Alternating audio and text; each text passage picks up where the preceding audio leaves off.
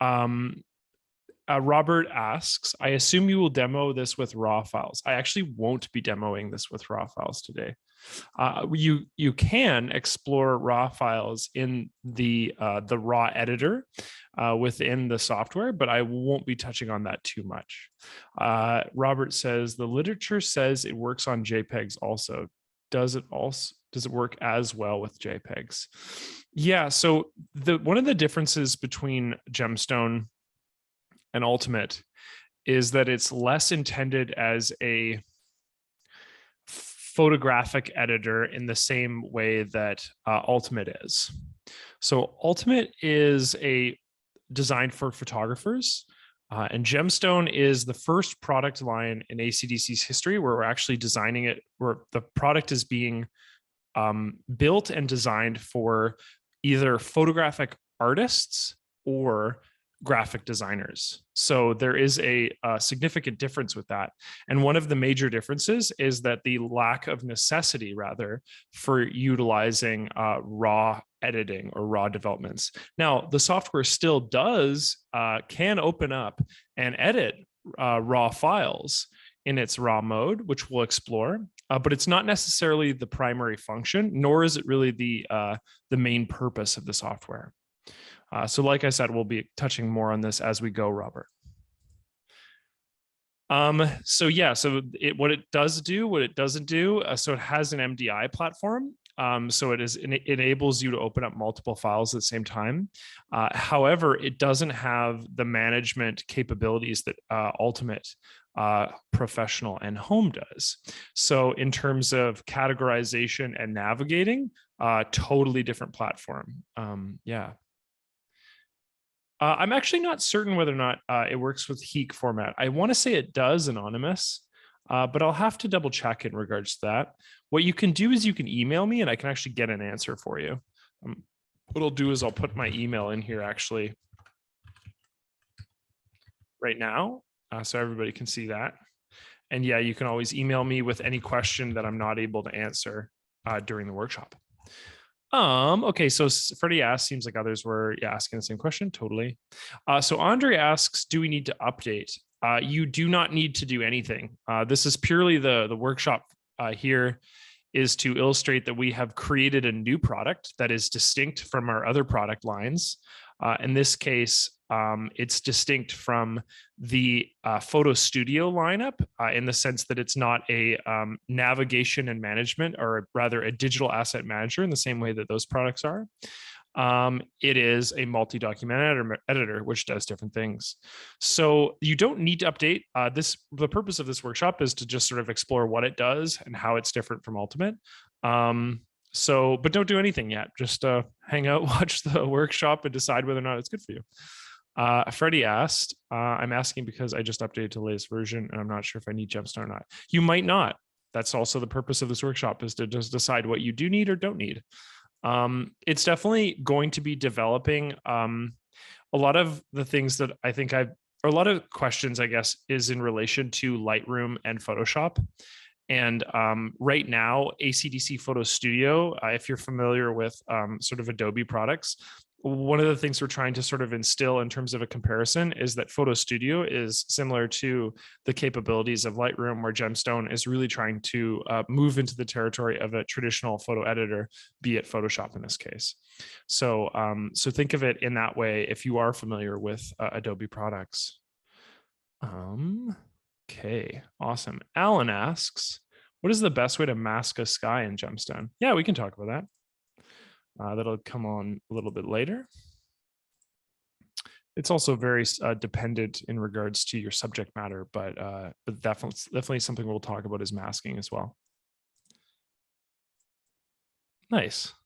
Okay, so we're getting up there. It's 1 o'clock on my end, which means we'll get started. So welcome everyone, and obviously more people will filter in to the Gemstone workshop. Let's turn on the click effect so you guys can see my mouse better. If everyone can see that mouse effect, just that blue highlight, just let me know. So yeah, so I just want that to be visible to all the users. So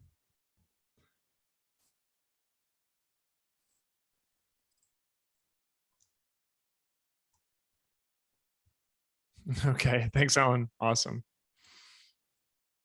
Okay, so I'll explain what I'm going to do today. So first of all, I'll explain the Gemstone doesn't have modes per se in the same way that ACDSee Photo Studio does. Really, it has a sort of a creation platform, which is what we're in right now. So Gemstone has a home screen. So when you enter Gemstone, you'll be basically prompted with this home screen, which is where you interact with a variety of different files, whether it be your previous projects, actual templates themselves, or the ability to create a file or open a file for that matter.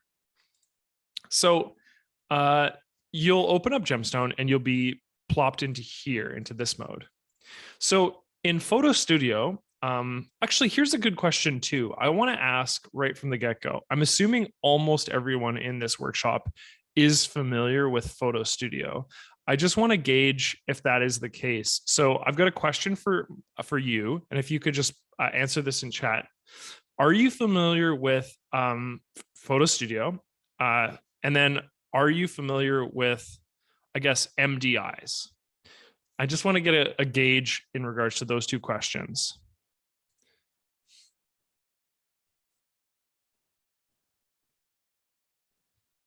Okay. So Daniel says, yes, Photo Studio, not for MDI. Suzanne is not familiar with either. Martin says, yes, I guess for both. Jim, yes, for both. Awesome. I am familiar with Photo Studio, not with MDI. Also, awesome. Okay, great. So the general gist of things is that most people are familiar with Photo Studio, which is good, and that it seems like the lack of familiarity is with MDIs, which is perfect. That's exactly where we want to start today. Thank you for answering that question, everyone. Appreciate that. Okay, so in Photo Studio, I'm going to open it up just so we can use it as a form of comparison. So in Photo Studio, in order to basically engage with an image, so here's a folder that I have on my hard drive. This folder is dedicated basically, in the sense that I have this hierarchy of folders here, but I also have the ability to interact with metadata, whether it be rating, labeling images, keywords, categories, that sort of thing. And then I also have the ability to essentially use this platform to navigate through cataloging functions. So in Photo Studio, you have manage mode, which enables you to basically do two things: navigate to files and add categorize files. So provide some degree of categorizing info and work from there. But what ACDSee also always lacked was an ability to create files in and of itself. So go through the process of actually creating specific files. And this is sort of where Gemstone comes into play. Is Gemstone is better at, it doesn't have those categorization and management functions. So you're not rating files in here. You're not really making any, you're not sort of providing a platform to navigate and categorize images. Rather, you're actually editing images and you're going through the process of creating brand new files that in many ways sort of fall under that photographic art spectrum. So when you open up Gemstone, you're prompted to basically create a new file. And so there's a couple of different ways to do that. You'll notice that basically down at the bottom, I have all these previous projects, which in this case are images, but they could also be Gemstone ACDSee files, which enable you to sort of edit those files in and of themselves. But so we get this list of previous files here. And in this case, most of these are just images, which would be very similar to that experience in manage mode when you're looking at those images. But in this case, these are previous projects that I've opened up. So what you're going to do when you open up Gemstone is you're going to be prompted to basically create a new file. So I have the previous projects as a method of doing that. I have the templates as a method of doing that. So in this case, I have photo templates, which are based on sort of photo sizes, right? So there's a variety of different options here. Then we have some web suggestions. Web suggestions in this case are like creating a file for an Instagram square or a Facebook cover photo, like these things that people use in terms of web social media platforms. And basically, these are just the more common ones. And then that file in of itself can be used for something like those projects. Okay, I want to create a new composition image or something like that that I want to promote on Instagram. Well, I would just do it as probably an Instagram square. We also have paper templating. So paper templating is exactly what it sounds like. They're sized to specific types of a printer paper. Obviously, the most common one that most users will be familiar with is letter paper sizes. So 8.5 by 11. We have legal 8.5 by 14. And then I don't know if they included a traditional poster size, but it looks like we have 18 by 24 inches here. So a large, like almost movie style poster. So these are just like commonly used templates that you can open up. And when you do so, so for the example of the letter image, we'll open it up by clicking enter. And it brings up this document here. And if we were to, let's see, open up rulers. So I'll go to view and add rulers and change it to inches. We can see that this document size is exactly 8.5 by, if we're looking at the height, it's 11. So that is, we're opening up in this case a file here that is an 8.5 by 11 inches file. So a letter file. I'm just going to hit the, whenever I'm in the editor itself, I can actually just hit this little home button to go back to the Gemstone home screen itself, where we could go through the process of creating or opening up new files. Also, within this section up at the top here is a custom panel. And so what the custom panel is it's a preset that you've created versus a one that we've created for our users as a default. So if I want to create a custom panel, I would actually have to integrate with this, interact with this left-hand panel here. And so we'll go through the process of explaining how to create a default and opening up that default file to go begin that editing process. Now, many of you might be wondering, okay, well, Adam, can we just not open a file in of itself? And the answer to that is, before we go about creating a custom template, yeah, I can absolutely just browse for file. So if I just want to open up and edit an image like I would in ACDSee Photo Studio Ultimate, I can do the very same thing. I can just browse for file, click open, and we'll be creating a little bit of a composition image later on. But if I want to bring up this astronaut image here, I would just click OK, and it brings up my astronaut image here. So I'd be able to go interact with this file and begin the editing process. Now, you'll notice as well that, oh, look at this. I have these two tabs that exist up at the top here. One is highlighted. So the name of the file is this long numbers name. This is an image that I got on a Creative Commons website. And then the one next to it is this new letter GSD. So that GSD being the Gemstone document, right? So the new letter was actually that exact file we opened up earlier. And it's just been living here, even though we've been interacting with the home screen.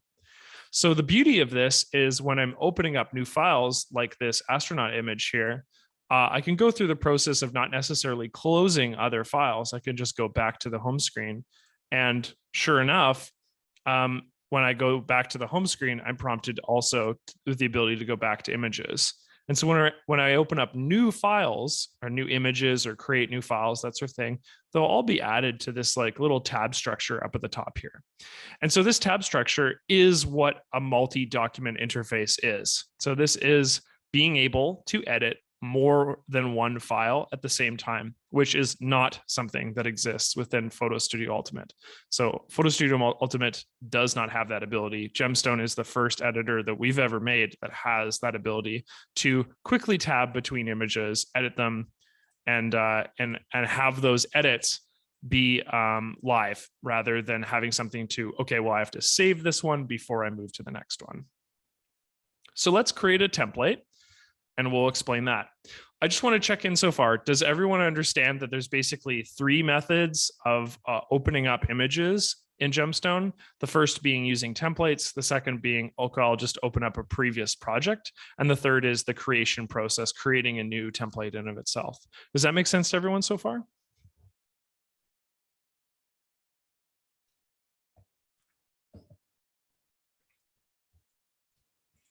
Cool. Okay, great. So let's, oops, I didn't mean to go into that one. So, okay, so you understand how, so we're interacting with files in the home screen. Let's create a preset. So presets, there's this little preset section right here underneath create a file. And this is where we would save one. So we're just going to leave this blank for now because we need to go through the process of actually naming our preset.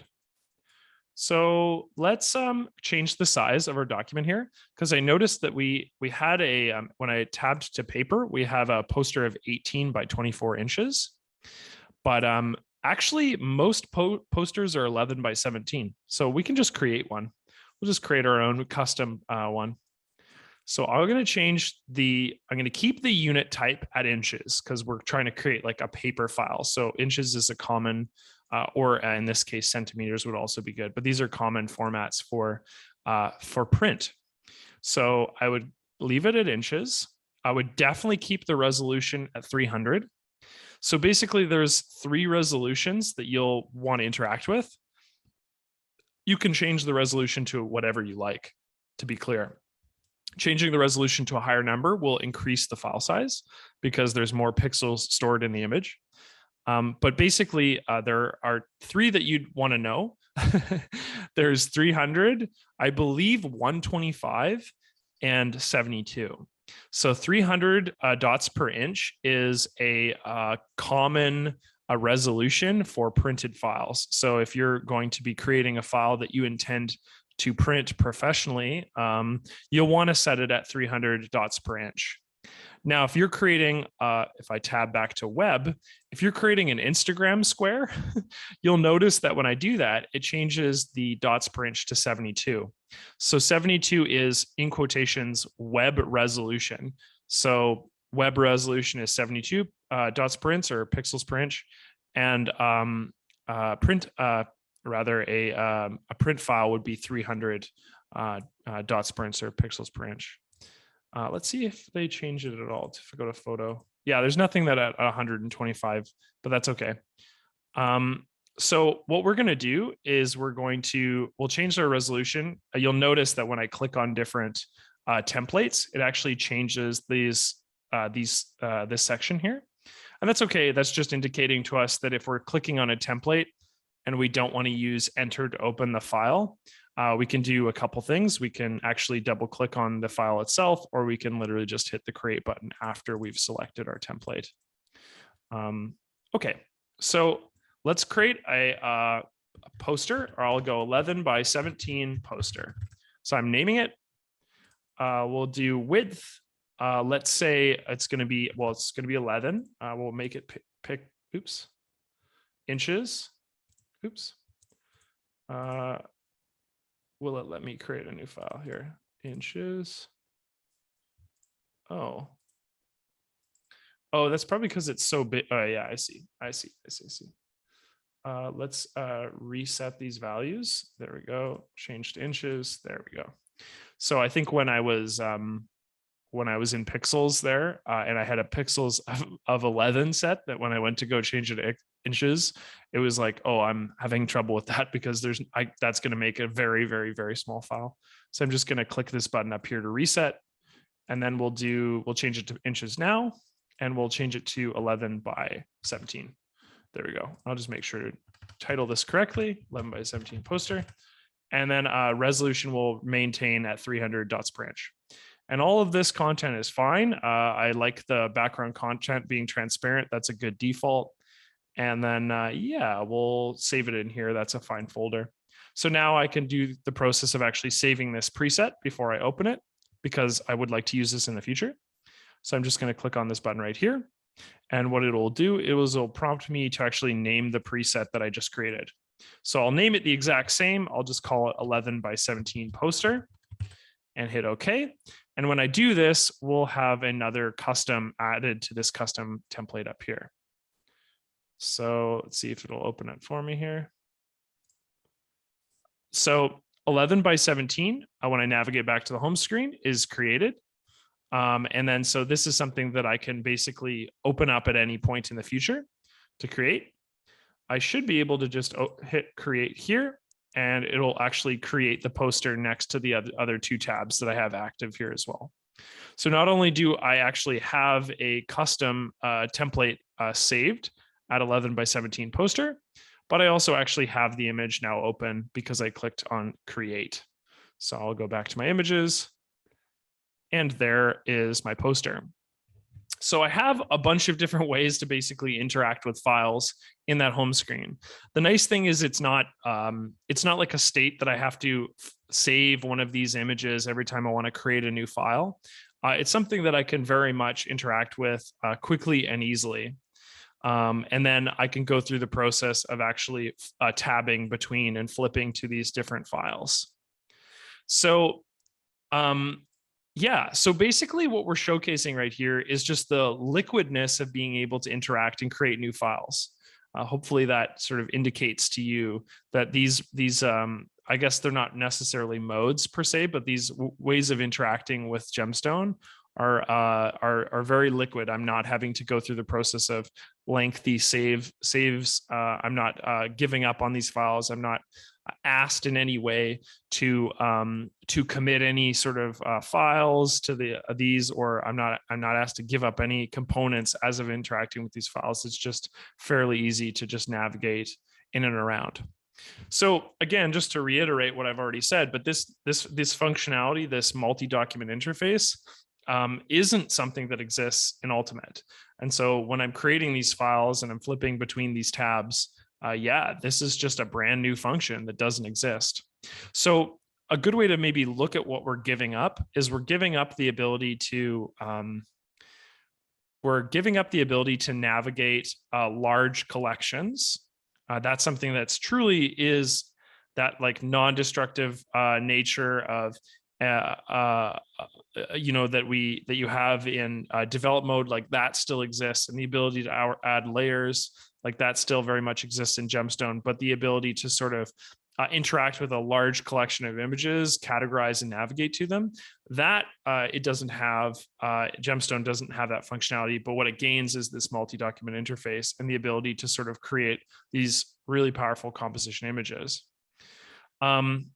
Okay, so let's have a look at the actual tabs themselves before we talk about the raw editor, and then before we talk about layered editing in of itself. So I'm in the editor. So the editor is indicated in this case by my preview pane here with the content that I can create. It's indicated by a toolbar that exists on the left. And so each one of these tools has a distinct set of properties, which are just above our tabs here. So if I click on the hand tool, it gives me certain functions like the ability to zoom into 100%, to fit the screen or fill the screen. If I go to the move tool per se, if I zoom out a little bit here, you can see that the move tool gives me the ability to move specific elements in our artboard. And you'll notice here is that there's a couple different snapping functions. So I can snap objects to specific parts of my artboard itself, the artboard being the checkered surface. If I navigate to something like the canvas tool here, it enables me to actually expand my canvas size overall to add more space to my document. And you can see as I do that, the properties panel that it pops up right here, that height one here, this like X value, this actually increases and decreases when I make the document smaller. So I can go through the process of actually changing the actual size of my document. And you can see here that my original size is sort of indicated by this black square. So each one of these tools has a set of properties to it. And so we'll sort of look at those properties as we go through, but I just want to indicate that this bar here is the properties bar and tools have specific properties. So they'll always live up here. So we have the preview panel, we have the toolbar itself. We already know about the home button. We also have our main menu. And then on the right, we have a couple different items. So we have a history pane. So this is the, looks like I don't have any history for this specific item here. But if I don't think I'll have any for these. That's okay, I just haven't done anything yet. But you'll see that I have a history window that allows me to undo or redo actions and then to view all my previous actions. Then I have, very similar to the way edit mode works in Photo Studio Ultimate, is I have a histogram, which indicates no values currently because we don't have any content. We have a color window, and new, this is new to Gemstone, but we have a series of quick actions that allows me to make AI functions like remove the background or select subject. We'll talk about this soon, but I just want to point these out. And then just like Ultimate, there's a layer panel and adjustments. So this enables me to add adjustment layers and add individual layers. All of these things we'll explore shortly. I just want to show you where they are in the actual user interface itself. So let's draw our attention actually to the tab structure that's up at the top here. You'll notice next to tabs like this new letter GSD, I have the ability to close this file. So I can close it and it'll be removed from my tab structure.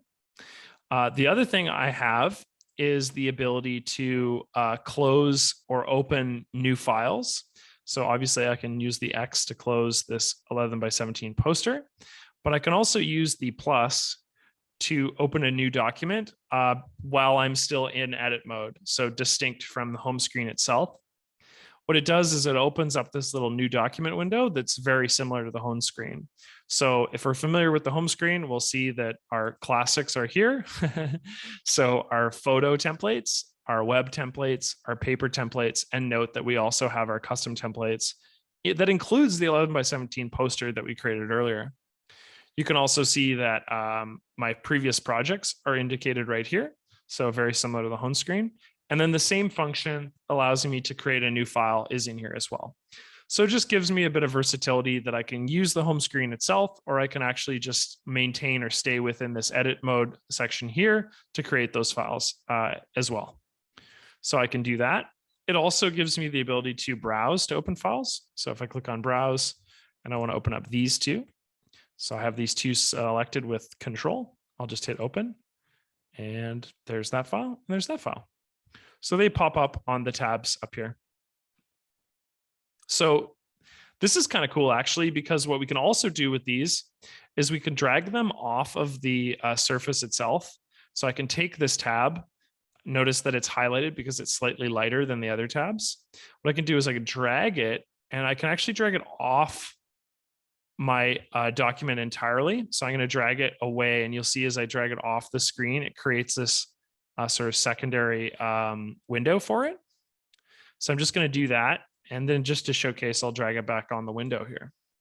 So I can actually open up separate files or separate windows like this on different screens. So if I'm running multiple screens and I want to edit, for example, two files at the same time, I can be editing this file on one screen and you can't see it right now, but I can also be editing this file on another screen. And then each of them have independent layers that are listed right here, which we'll talk about momentarily as well. But yeah, this enables me to pull specific items off of their respective screens and edit them like that. The other cool thing about this is just because I've moved this off the screen doesn't necessarily mean it's gone forever. I can actually just click on it right here and move it right back on with the others. So even though it's on a separate window, I can just click on this tab and use the tab itself to actually move it around. Check this out. This is pretty cool. So I can take this astronaut image that I have here, and what I'm going to do is I'm going to click on it. I'm going to actually pull it, and instead of pulling it away like I did earlier, I'm just going to pull it onto the preview panel itself. So I'll click on that. And when I do so, it splits the window entirely. So not only can I have it on separate windows, but I can also just navigate back to the hand tool. I can have the window split in and of itself. And this gives me the ability to sort of, I should be able to change the sizes between these. Let's see here. I don't know why it's not letting me to do that right now. But the point is that I can actually have these documents on separate windows. So I have this guy open, and then when I click on this one over here, the tab is highlighted and indicating to me that this tab is now active. And I can sort of hover over and select this guy and work with this one. What I will maybe ask you to do now is draw your attention to actual layer panel itself. So over here, and note that I'm interacting with this file, but then when I navigate over to this one, the astronaut here, the actual base image changes, indicating to me that this is a completely separate file with completely separate actions and layers involved in this image. So this is pretty cool. I mean, these are all really neat sort of functions that allow me to interact with these images specifically. Yeah, so that sort of gives you an idea of how the tab structure works. I can also, I can actually just drag and drop onto separate tabs. So I can move this space image onto our second set of tabs here. And then I just have this blank image and the poster right here. Yeah, so I can have these different files sort of moved about on these tab structures. And then at any point when I'm tired with these, I can just move them back on there as well. And then that'll just collapse them back into one file. Does everyone sort of have a general understanding of how those tabs can be moved around and how you can interact with separate tabs at the same time? So that's something that, importantly, again, so ultimate within edit mode, you can't do. So let's open up edit mode and talk a little bit about that as well. Because in edit mode, many of you that are familiar with it will understand that there's something called a film strip. So if I open up this landscape image here, there is a film strip that's active here at the bottom, which enables me to flip between images. But this isn't a multi-document interface. And the reason why is because if I make a change to this image, so I go through the process of actually adjusting the vibrance on our image. So I'll just crank the saturation on that. And if I want to navigate to a new file, it's gonna do is it's actually gonna prompt me to make a save to this file. Because as a state-based editor, it needs to basically assign a value to this, save it, put it somewhere before it's able to open up a new file. So obviously, again, working with the MDI and Gemstone, we don't need to do that. Let's do the exact same thing. Let's take my image here. I'll just go to the adjustments tab and I'll add a vibrance adjustment, crank the saturation, and let's just navigate to a new tab. So in this new tab, I don't have that saturation adjustment. So because this is a new file, but if I tab back over here, we'll notice that vibrance pops up and gives me the ability to edit it in the future. So I didn't need to save my astronaut file here before I interacted with this other space file here. So I didn't actually need to do anything there. That just showcases to me that like no save is required, and it doesn't have that state-based interaction where I need to go through the process of assigning a value, saving the file before I can actually open up another one.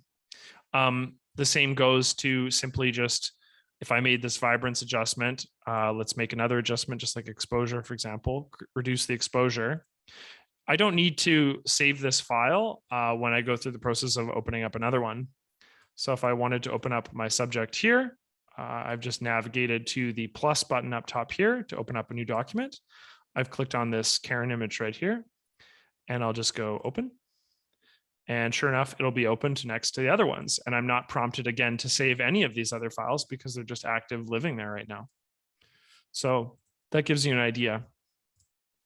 Actually, while I have this image of this woman open, let's have a quick discussion in regards to these AI functions. So this is something that is new to ACDSee and is going to be further explored. There's certain limitations to these right now, but these are going to get definitely, these are going to see much more development over the next coming years. So we're trying to create automated functions in ACDSee. Specifically, this is where we decided to start with this process in Gemstone. But we have the ability to remove background, select subject, blur background, or black and white background. So what this does is it's going to take your base image here, in this case, this woman here. And what it's going to do is it's going to do one of these actions for us. So if I click on select subject, what it's going to do is it's going to look for a human being, a person in our image, our subject. And what it's going to do is it's going to make an active selection of the subject, which we'll touch on in a little bit more, but I'll just click on it right now to showcase what this interaction does. And this is really cool because it's actually pretty powerful right now and saves us a lot of time in the selection process when we're going to make active selections of our subject. So here's my woman, and we have a red overlay that indicates that she is now an active selection. So if I wanted to do something like, for example, I wanted to apply an adjustment layer to her, I could go over to adjustments, for example, and what do we want to do? Yeah, sure. Let's split tone her. So I'll click split tone, and then I can add a specific highlight color. So I can make her highlights blue, and I can make her shadows, let's say purple, this purple color. So because I can create these selections, these active selections, it gives me the ability to quickly and efficiently make adjustments to our subject. I mean, in this case, all I did was make a split toning effect to her. Let's take a look at some of these other selection processes. So what I'm going to do is I'm just going to delete my split tone adjustment layer here. And we'll talk about removing background in of itself. So I can take my subject Karen here and I can click on remove background and we'll see what that does. What it's going to do is it's going to create a transparency of the background. So Karen will be isolated from the background. And now what we do is we have the ability to interact with her, place new files within this layer order, and go on from there. Just before, I think what I would like to do now is, because we're sort of isolating some of these more complicated layer adjustment functions, like in this case, adjustment layers in of themselves and layer order and masking. I just want to get a sense for how many people are familiar with these layer concepts, because what I'd like to do now is create a new file and sort of utilize some of these concepts and explain them as we go. But just as a general, I'm just curious, how many of you are already familiar with layers and layer order? Okay, so there's a fair amount of you that this is not going to be necessarily new information, but you get to see it used in a new context for Gemstone. You've only used it in PowerPoint. That's cool. That's fair enough. So you'd be somewhat familiar with like the general concept. Daniel hasn't used it. That's helpful. Gives me the ability to sort of de-jargonify it for you, Daniel. Okay, so that's good. That gives me some feedback, and I'm sure there'll be others that have some. Yeah, like thank you, Susan. Like there might be a little bit of limitations to it for sure. Suzanne, sorry. So what we're going to do is we're going to create a new file. The reason why I want to do this is I just want to showcase some of the powers of Gemstone and give you an idea of what I mean when I say a composition editor. So an editor that is designed to create photographic art or graphic design in of itself, which is not necessarily the explicit purpose of something like Photo Studio. I think most people use Photo Studio to tweak or edit images. And that might just be as simple as adjusting some exposure, some lighting, that sort of thing. Maybe dodge and burn a little bit of their image, that sort of thing. And those things you can do in Gemstone, but it's not necessarily designed for just simple tweaks. It's more designed, or in general, it's actually better for these larger compositions. So let's do that. Let's sort of demystify that. So I'm going to close Karen here. We don't need her. And now that I'm closing her and I have made saved changes, or I have made change to her, it's prompting me to save the file, but I don't need to. What we might do is we might actually take our astronaut here and combine it with these other two images to make a brand new composition image. To do that, what I'm going to do is I'm actually going to delete our changes and we'll start from the base image itself. So let's talk about layers now. This is a good time to do this. So our base layer is this layer right here. And then what we did is we added this vibrance adjustment to our image and we added this exposure adjustment. Layer order matters. And basically the way that our layer order is indicated to us is that the layer that is at the top of our layer stack here, in this case, exposure, well, that is being applied to not only this vibrance adjustment, but also the base layer. So layer order will matter, especially when we are adding multiple image layers, because then we're going to have some things that will come up, which we'll talk about. But what I'm going to do is I'm just going to take these layers and I'm going to delete them. To delete a layer, we'll just click on this garbage bin right here, which is down at the bottom of the layer panel, along with some of the other layer functions.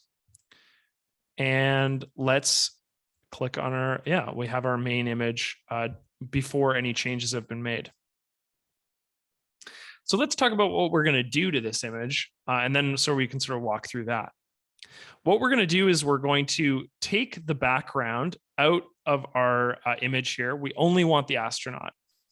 Then what I'm going to do is I'm actually going to change the shape of the canvas and spin my astronaut around so that he's standing more on his feet and less like he's looking like he's very horizontal right now. And what we'll do is we'll actually add a couple more images. We'll add this image and we'll add this image to the background in our first image to sort of create a composition that includes these different ideas. But in order to do that, what we first need to do is we need to actually select our astronaut here, and we need to go through the process of isolating from this image and then masking this image. So what I'm going to do is I'm going to use one of these awesome automated functions. And I think what we'll do is we'll do a select subject, because my guess is that it probably will do an okay job, but it won't select the entire subject here. And the reason why is because there's a lot of white in this image. So it might struggle with the fact that some of these whites are similar and different. So all I'm doing here is I'm clicking select subject. And then what it's going to do is it's going to bring up a selection of my astronaut in red. So this red selection is once again an active selection, which means that I can edit it. It's not, I haven't done anything yet. I've just selected my subject. So I want to add to this selection. And in order to add to this selection, what I'm going to do is I'm going to go up to our selection, our brush selection tool here, which is up on the left. And what I'm going to do is you'll notice that the properties panel is updated. So I have this list that applies to just the smart brush tool or the brush tool. So I have the ability to have brush strength, which I generally leave at 100 because I want it to apply without applying a transparency. And I have the ability to add smart brushing, which we're just not going to use for this example, just for simplicity's sake. So what I'm going to do is I'm basically going to select the rest of my subject. So the rest of this astronaut here, and all I'm going to do is brush it on. And as you can see, as I'm brushing, it's just adding to that active selection. So it's just adding more red in this case. And that's going to change what I ultimately mask when I go through the masking process. So I'm just going to go through, I'm going to clean this up. And it did a fairly good job of selecting my subject, but there definitely is missing elements. So that's why I want to do this. And let's just make our nib width bigger by using the scroll wheel on my mouse. And I'm just going to do this. And then what I'm going to do is I'm going to be a bit more careful around the edge. Actually, maybe we'll use smart brushing just to give you an example. So I can just be very careful like this and sort of just go through and add this, my subject, using the brush tool. But what I can also use is the smart brushing function. So I can go up to smart brushing and turn it on. I'll use magic. And what this will do is it'll just make an educated guess as to what I'm actually selecting, which in this case is the edge of my subject. And it'll do a fairly good job of not adding any of these clouds in the background if I'm fairly good about moving around using it. I'll just keep my brush size and I'll just work my way around. And it's just going to look at the pixels in my image and say, yeah, no, that we're selecting that, but we're not selecting that. Yeah. So I'll just work my way around the edge and then we'll clean up the interior afterwards. So I'm just going to go around here. So smart brushing is a tool that we added in Photo Studio about 3 years ago, 4 years ago. And it sort of was a nice way of just being able to add that function of sort of smartly guessing what pixels we're actually selecting here. So I got a little bit of a selection there. I'll just turn this off and I'll just fill in the rest. So I'm just going to work my way around, filling in what it missed. Selections are a huge component of composition editing. So a good selection enables you to make better art in general. It's bad selections where most of you will be familiar with this, where you're trying to take somebody out of an image or something like that. For example, you took a family photo and you don't want a random stranger in your family photo.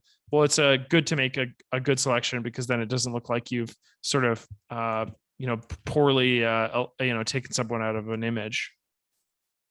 So that's looking pretty good. I'm just going to work my way around the rest of this image here, and we'll just do it without turning on smart brushing. I think I can do this fairly confidently. I'm just going to go through. I'm just going to do a selection over here. I'm a big fan of using the brush selection tool in general, whether it be with smart brushing or without. It's just an incredible tool. So when we have an active selection, we can do a couple things with it. Earlier, when we had our active selection that we made using the select subject on our woman in that image there, all we did is we took clicked on an adjustment layer, and that adjustment layer was the split tone. If you remember, we put the sort of we added the we made our subject purple in the background and pink in the foreground, blue in the foreground. And when we make those changes to our selection, it's automatically applied to in this case, an adjustment layer, which was what happened in our previous selection. But what we're going to do is instead, we're actually just going to mask this. So I'll have to explain what a mask is shortly here. And I think what I might do is I might actually take this out of our selection. So I'm going to go through, and I'm just going to go through and click away on the edge of our subject here. Lavrentios asked, will there be support for Fujifilm X-T4 compressed RAW files in the future? Potentially. I don't know. Sometimes certain RAW files take a little bit to add to the software, because, as you know, all of these proprietary companies, they don't actually release any like maker notes that allow companies like ACDSee to quickly and efficiently add them. So what we'll have to do is there's a bit of sort of reverse engineering involved. But if you email me, Lavrentios, here, I'll put it in again, acdsystems.com. I'll be able to ask and see if it's on the docket. Okay, so we have an active selection of our astronaut here. Now is where we get to do the fun part. So when we have an active selection, in this case, we have our red subject here. What we can do is we can go down to this masking button at the bottom right-hand corner here. And what masking is going to do is it's going to take our subject, everywhere that we've selected in this case with our active selection. And what it's going to do is it's going to remove everything that isn't that. And so I'm going to click on it. And what will happen is a mask is added to our image. That's this little black thumbnail right here. And you can see that the rest of our image has been made into a transparency, which means that there's no pixel information contained within that part of our image. So we have our astronaut, awesome. We have our transparent image, that's great. And let's have a look at this thumbnail in regards to this mask and actually explain what's going on here. So when you make a selection or when you make an adjustment layer, actually, let's do that too. So if I make an adjustment layer of, let's do a curves. Yeah, let's do something that'll like really stand out.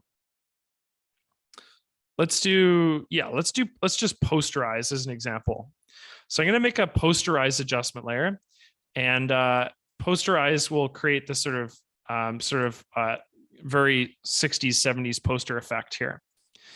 And basically, much like the actual layer that we created a mask on, this layer right here of this thumbnail, all adjustment layers come pre-ready essentially with their own mask. This mask contains some really powerful information. So the information that it contains is when a mask is presented to us in white, it means that it's being universally applied. So it's being applied to everything. In this case, this posterize effect is turned on for a whole image. And in this case, our whole image is the part that we've masked out, which is this astronaut here. Now, if I invert this mask to the color black by clicking on the invert in the mask properties section here, what will happen is that it will be turned off in function. So this posterize effect has been selectively turned off for our entire image here.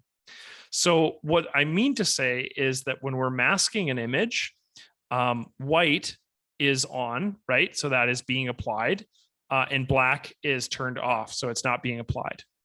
But the cool thing about masking subjects using the selection tool or interacting directly with masks themselves is that we can actually selectively brush on parts of our image that we want this to be applied. So what I can do is I can take this little thumbnail here, okay? And what I'm gonna do is I'm actually gonna click on the brush tool, just the regular old brush tool. And what I'm also going to do is I'm going to make my foreground brush color, what I'm brushing on, I'll make it white. So what I can do is I can brush on this posterize effect only in this part of my image. So you can see that in my thumbnail here, next to where my astronaut is, the left portion of my astronaut is white in the thumbnail, which means that the posterize effect is turned on for that area of my astronaut. Whereas on the right side of my astronaut, where his legs are here, you can see based on the thumbnail that that part of my thumbnail is black, which indicates to me that that is actually turned off for that part of our thumbnail. I can even do this. I'll right click to brush on black, okay, which would turn it off. I'm just going to brush it on in the center of my subject here. So you can see once again by looking at this thumbnail here that now there's a black streak through the center of my subject here, which actually indicates to me that that posterize effect is turned off in that area. So this is a very powerful function. Masking is an incredibly powerful tool. So when we brush on or brush off effects on our image, we're selectively showcasing, or rather, we're selectively choosing where we want to showcase those changes. Now, this is fine for something like a posterize effect, right? But what we've also done is we've done this earlier when we went to mask out this astronaut. So forget posterize for a second. I'm just going to delete this file. It doesn't matter. If we reference this thumbnail here, we're actually learning very cool information about this, our subject here. We're learning that when we selected our subject using the brush selection tool in combination with the select subject automated AI function, well, we've chosen a part of our image that we want to turn on, and we're choosing parts of our image that we want to turn off. So what we already know about this thumbnail is that white is on and black is off. So if we reference our thumbnail, when we actually look at our image, we can see that white is turned on, right?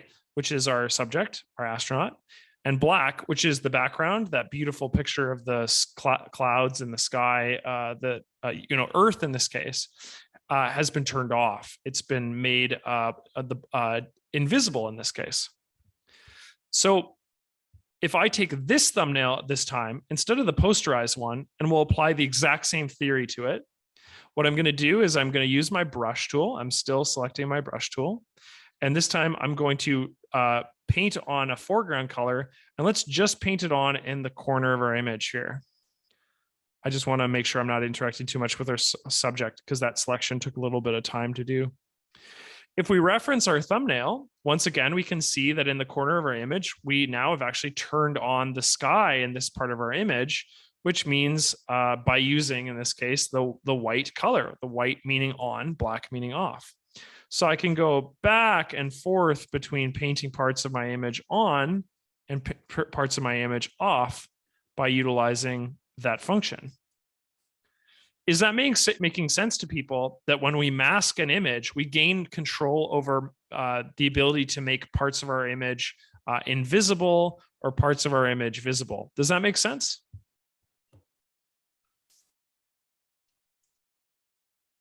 This is a really powerful function. This is like what gives us the ability to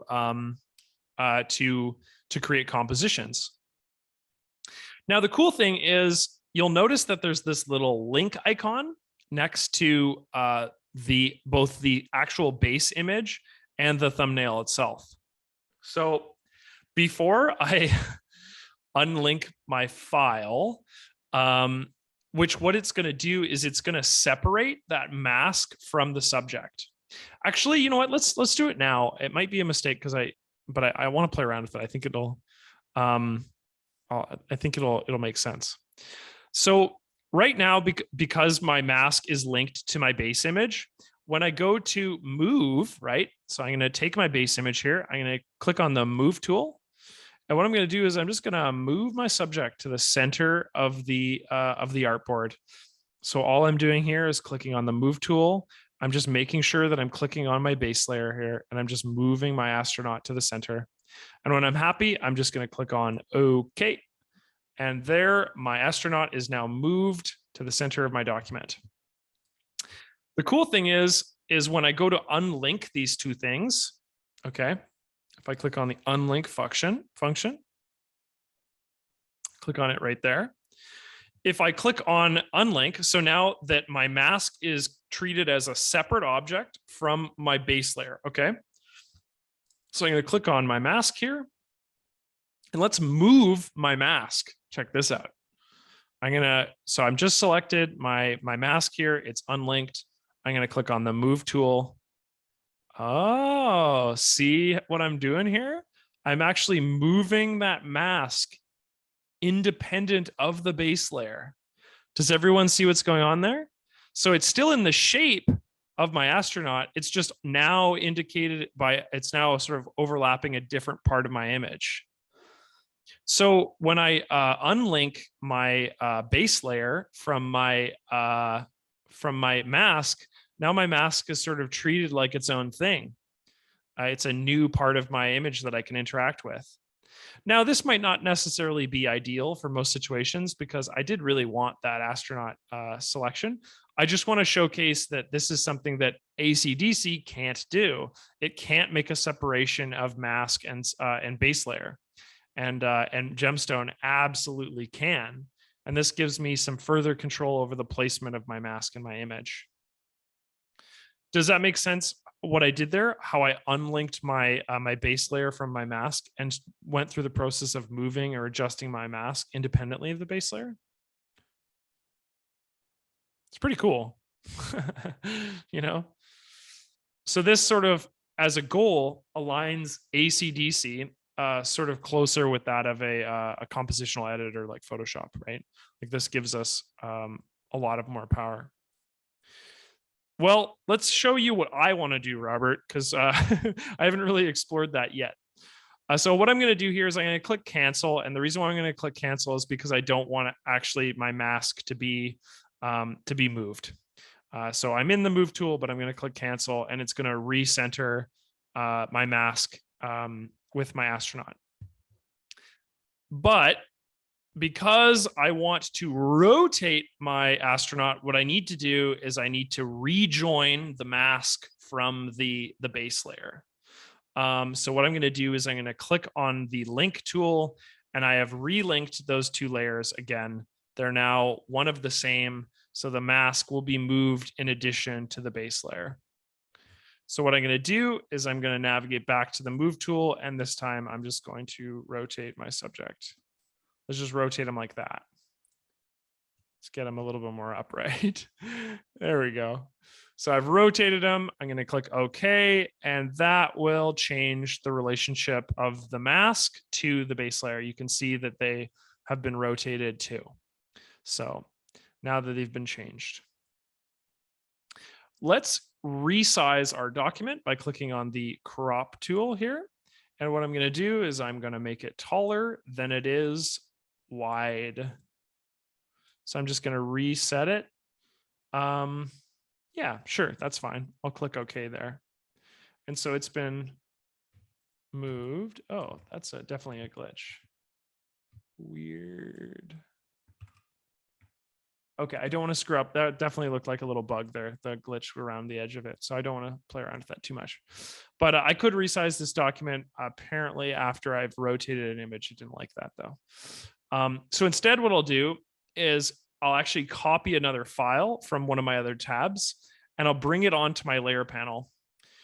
So let's copy this file. So I'm just going to click on this, Control Copy, and I'm going to click on my astronaut tab here.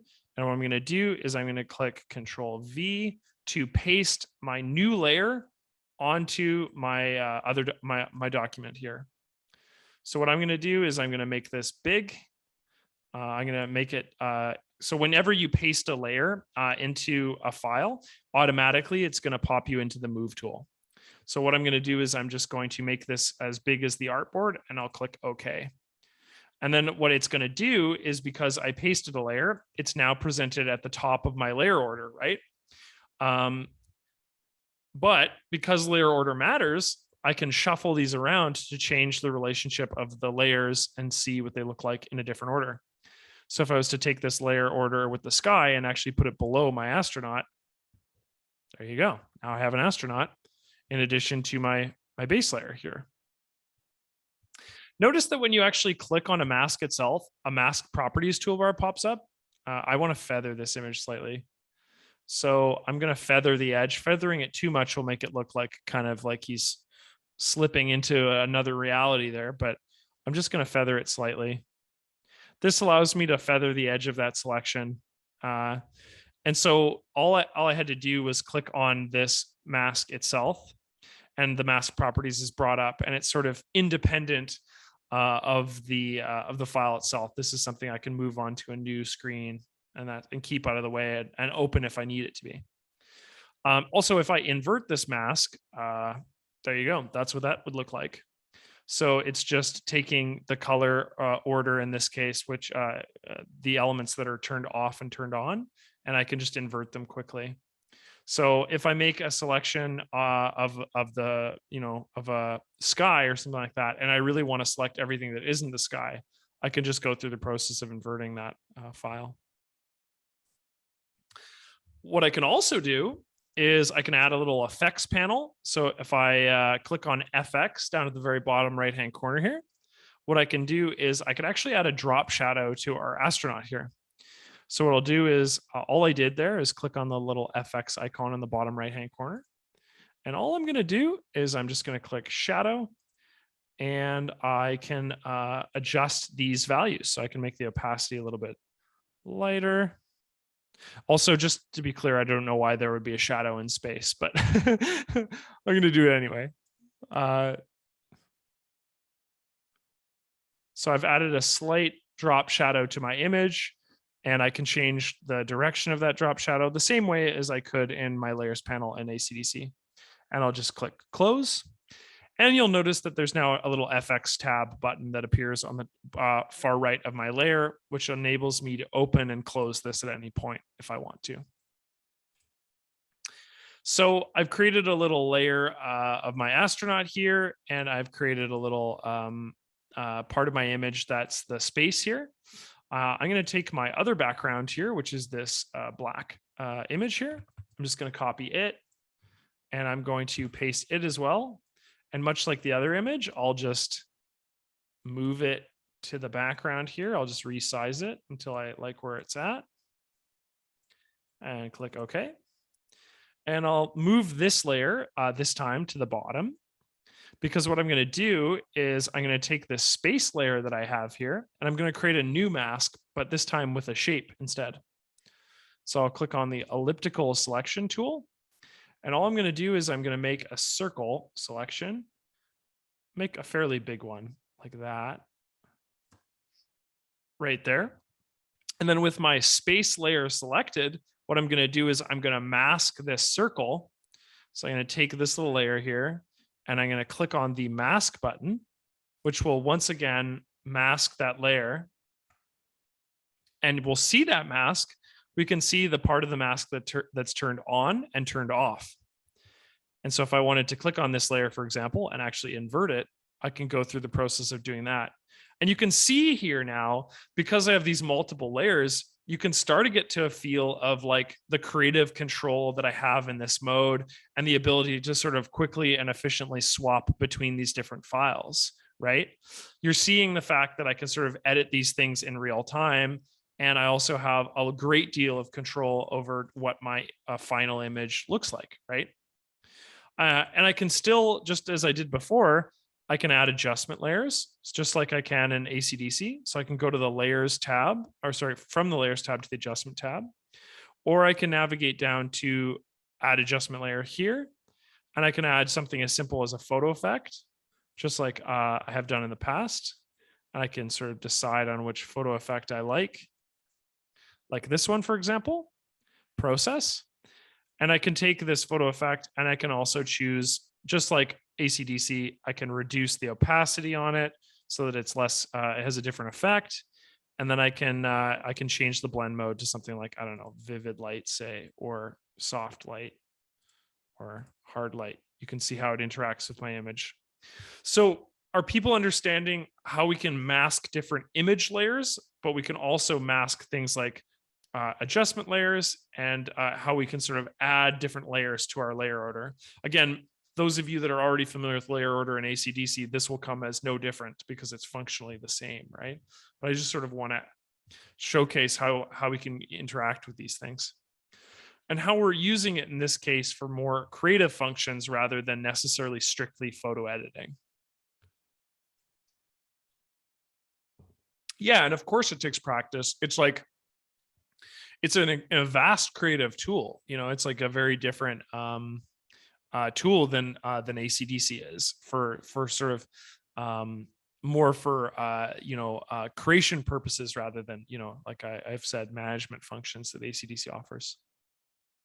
So let's save this image. Let's close it and it'll prompt me to save it. So I'll close it. I'm going to actually save this. I'll click save.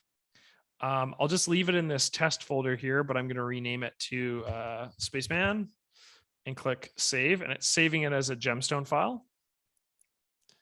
And then what I'll do is I'll just close these other files. I don't need them right now. So when I close those other files, Rudy says, I've been busy with other projects. We'll need a lot of practice. Yeah, well, if you have, like I said, if you have any questions, Rudy, as you're sort of playing around with it, and this goes for everybody else, like, please email me. I'll just put my email in there again. Also, just out of curiosity too, like I might do some tutorials on Gemstone. Is there any particular like thing that you'd like me to show you how to make? I'd be curious about that, because if you're like, hey, Adam, I sort of see the power of this, but I'm not necessarily sure how I'd go about making X. You know, I'd like to know that because I'd love to make you content for that. So that might be something to email me about too. So I closed all my files, and when I did so, it brought me back into the home screen, and we can see my Spaceman image here, and it's now indicated under my previous projects.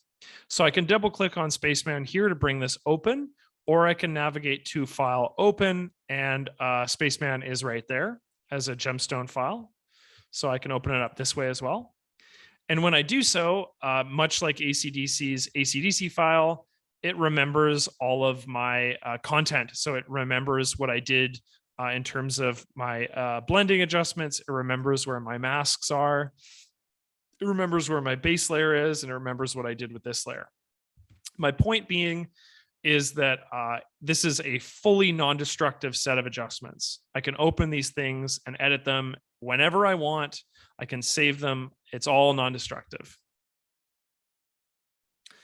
I'll navigate back to home screen. So the other thing that I alluded to at the beginning that doesn't have anything to do with edit mode whatsoever, but it is something that Gemstone it can do, is it can edit raw files in the same way that develop mode works in ACDSee Photo Studio. But it doesn't interact with it in the same way. So to do that, what you would do is you go to File, and there's Open in ACDSee RAW. And all I would do here is I'd click on Open ACDSee RAW, and this time I will navigate to a RAW file just for reference. So I'll go to this, and I'll navigate to any old RAW file on my hard drive, and I'll click Open. And what this is going to do is it's actually going to open it up in a modal sort of second window here. You see how that second window pops up? This gives me the ability so I can sort of resize this and I can move it onto a separate screen, or I can just click on the maximize button to make it the whole screen. But the point is this is literally develop mode. It's almost identical to develop mode in Photo Studio Ultimate or Photo Studio Professional.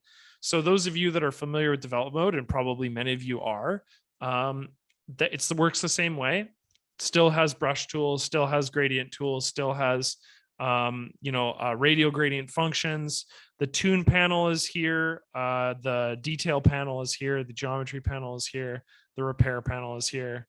All of these tune functions are very similar, if not identical, to Photo Studio Ultimate and Professional. The different is the layout. The layout's slightly adjusted.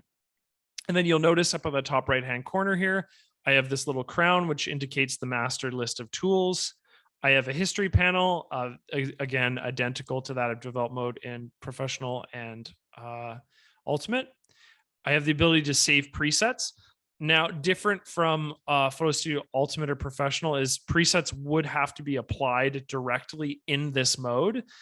They can't be applied in like manage mode because manage mode doesn't exist in Gemstone.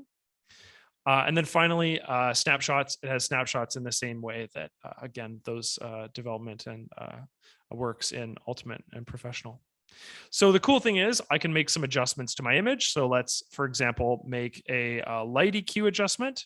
So I'll just bring the midtones down, or bring up the shadows, bring up the highlights slightly. And let's also change the white balance slightly. Let's like warm this image up a bit. So I've did 2 adjustments here. What I can do is I can click done, and what done will do is it will non-destructively save that to our image. What we can also do is we can open this image, and when I open it, what it's going to do is it's going to bring that image directly into the editor, and you'll see it pop up here. And the difference here is that this image obviously is no longer a RAW file. It's been converted to, I believe, a TIFF file for the purpose of editing. But this enables me to edit this file directly in the same way that I would edit with this this other file here, this this compositional image. So what we can do is we can do 2 things in ACDSee RAW. We can straight up just edit a file using the ACDSee RAW. I can edit this file, and I can click done. And then what it's going to do is it's non-destructively going to make those changes to the RAW file. And it works the very same way that it does in Ultimate or Professional, in that it saves a sidecar file that Gemstone will reference when it goes to open that file up in the future. But it doesn't actually change the original RAW file. Or what I can do is I can open the file, I'll click on open, and it brings it right into edit mode. And that now gives me the ability to save it because the file has been converted to a writable file.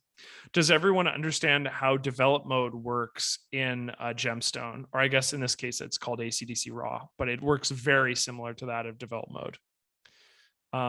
Yeah. So that sort of gives you an idea of how this function is different from the editing function, the editor in Gemstone.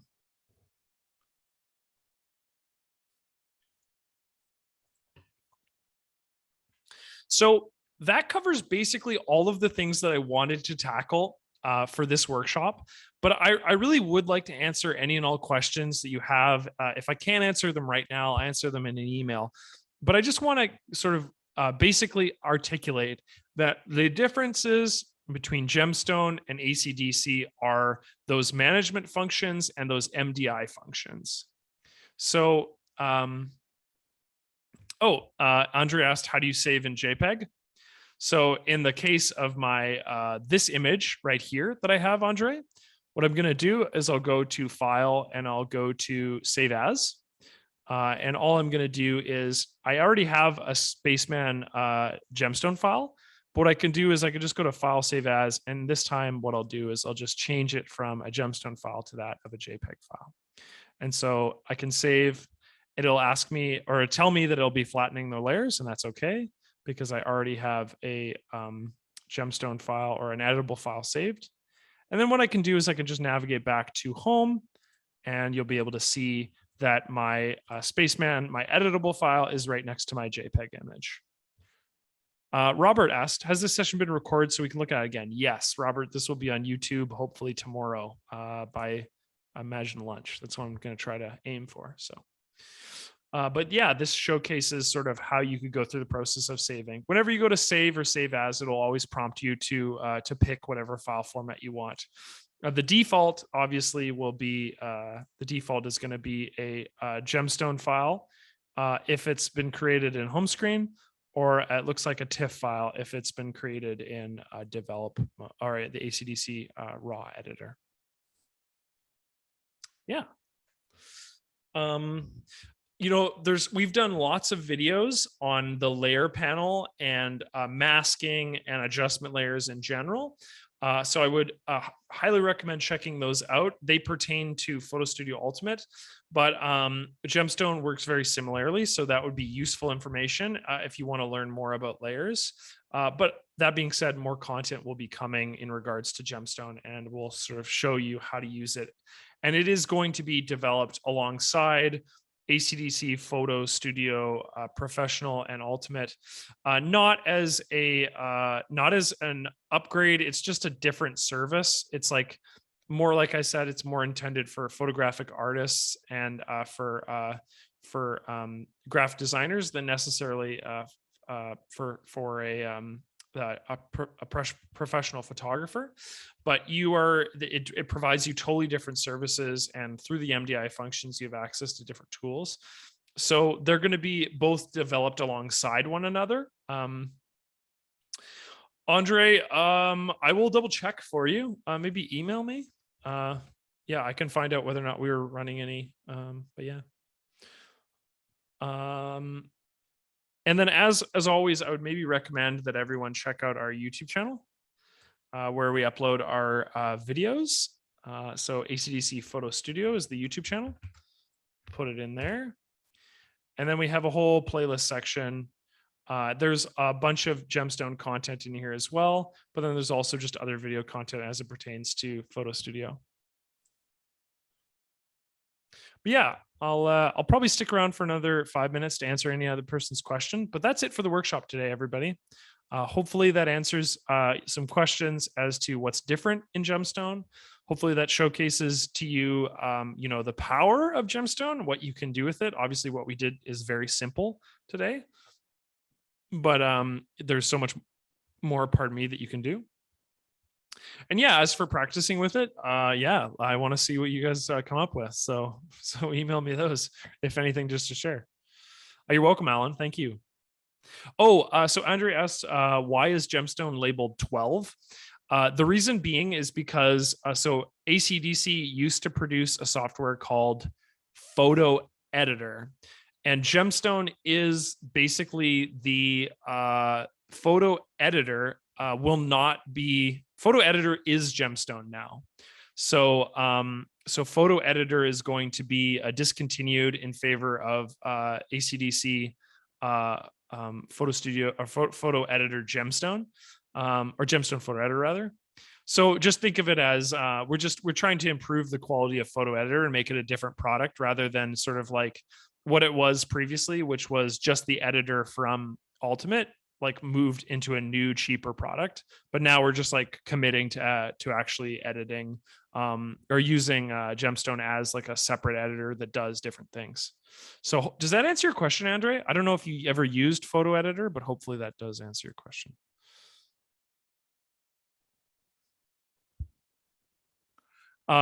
Suzanne said, you're welcome, Andre. Yeah, thank you. Suzanne said, thank you very much. Very informative and clearly explained. Yeah, happy holidays, by the way. Sorry, I didn't even offer that. Yeah, I hope all of you, for those of you that celebrate it, have a great Christmas, and otherwise have an awesome holiday season. Jim, you're most welcome. Rudy, thanks, Adam. I was getting a new office built. COVID-19 has delayed it by more than half a year. I'm sorry to hear that, Rudy. Very much behind. This is a motivator to get going again. Awesome. Yeah. Hopefully you get a chance to do some editing over the holidays. Martin, thank you, Adam. Merry Christmas. Merry Christmas to you, Martin. Merry Christmas to you, Rudy. Awesome. Yeah. Okay, like I said, please email me with any questions. I'm going to have this workshop up on our YouTube page tomorrow. So hopefully that will be up and you'll be able to have a look at it and learn more there or rewatch it if need be. I'm going to mute my microphone now. I'll plug in my email details. But yeah, just thanks again, everybody. Have a lovely Christmas, and I'll see you, yeah, probably the week or two after the holidays for another workshop. So take care, everyone.